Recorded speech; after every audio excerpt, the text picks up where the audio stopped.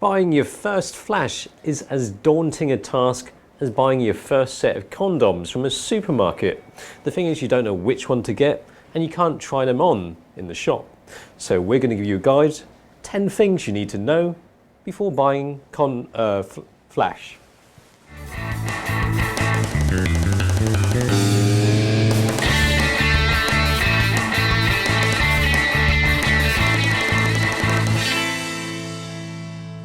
One of the first things you find written on flashes these days is TTL. Well, what is TTL? We've got a little bit of writing written right on the right hand of the screen, just so you know. But if that's boring, let's just have some video of Barry getting slapped in the face. TTL sounds complicated, makes life easier for getting a decent enough exposure.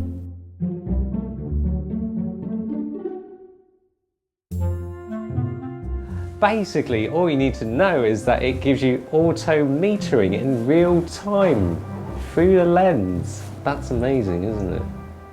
TTL automation is nice if you're lazy, but if you really want to learn how to use flashes, you want to have a flash that has full manual control. Not all flashes have a manual mode. Some don't let you do much, in fact, and some are just plain shit. Pick a flash like this with power settings and numbers so you get to know what all the numbers mean. Go from full power right down to, say, something like 1/128, and even further stop. That you can use it with literally any camera brand. It doesn't have to be the same. Look, there's a Nikon flash on the Canon camera. Oh, that's amazing, isn't it? I have to switch it on first though. You can use it with an old Minolta film camera when they still had standard hot shoes, and it works with other really old stuff. Oh! And because you can buy any flash from any brand, one thing you can consider is recycle time. And that is down to circuitry and also buying good batteries. Nickel metal hydride rechargeables work better than alkaline in terms of recycle times. What's more, rechargeable will be a little more eco-friendly. For every alkaline battery used, one dolphin will be sacrificed, probably. Rechargeable nickel metal hydride makes sense. So that means the time it takes to recharge between each shot on full power. I don't want to do this one basically because he don't know how to calculate it. For example, like the SB910, it got guide number of 34 meters under ISO 100. So if you got a f1 lens, you can reach 34 meters in full power. It doesn't mean you have to calculate guide number on the spot, but it will be useful if you on one shoot you have to have all the full power, full potential of the flash, something like that. 10 things to consider.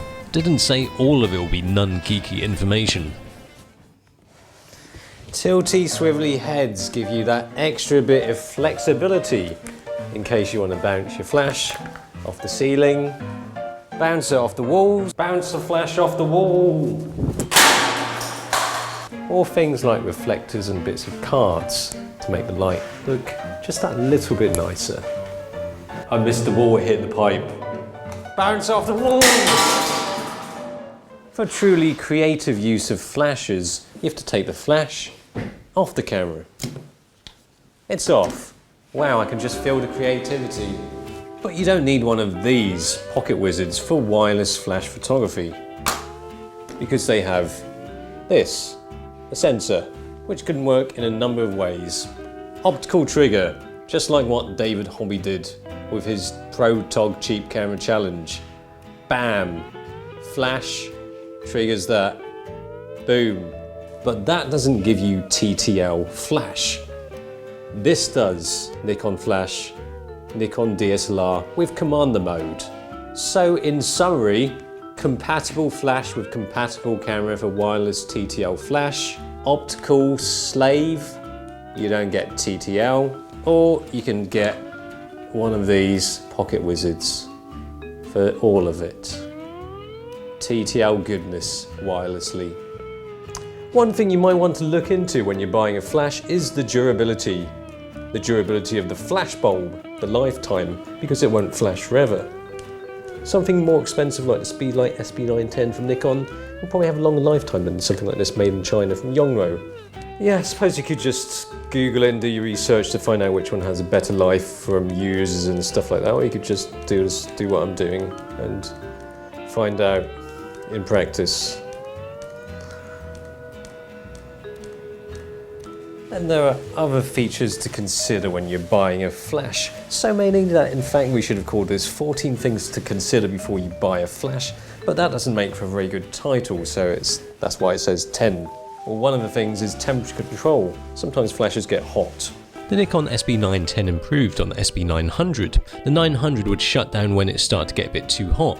The 910 will load a power instead of conking out completely.